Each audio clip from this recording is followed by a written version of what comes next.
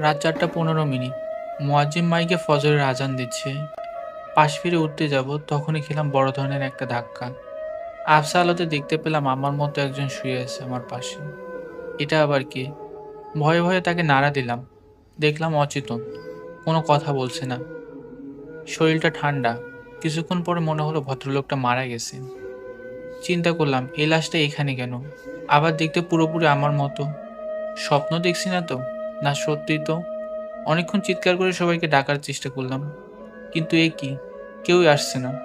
একটু পর দেখলাম বোন রুমের লাইট জ্বালালো এবং ওই লাশটার কাছে এসে বলল, ভাই ফজরের আজান হয়ে গেছে।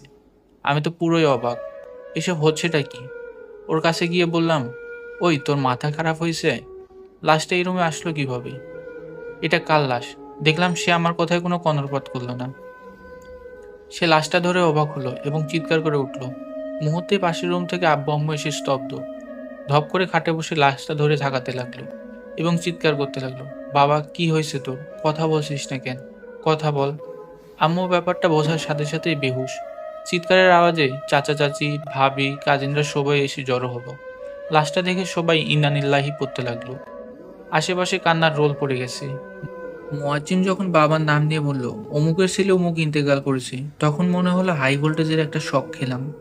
সবাই আমাকে বাদ দিয়ে লাশটা নিয়ে ব্যস্ত হয়ে পড়ল। কাউকে বোঝাতে পারলাম না যে আমি বেঁচে আছি। মনে হলো সবাই পাগল হয়ে গেছে। এক কাজিনকে খেপে একটা ধাক্কাও মেরেছিলাম, সে দেখলাম বিন্দু পরিমাণ প্রতিবাদ করেনি। ফজরের পরে লাশটা গোসল দেওয়ানোর ব্যবস্থা করা হলো। মুয়াজ্জিম সাহেব আরেকজনকে নিয়ে আসলেন গোসল দিতে।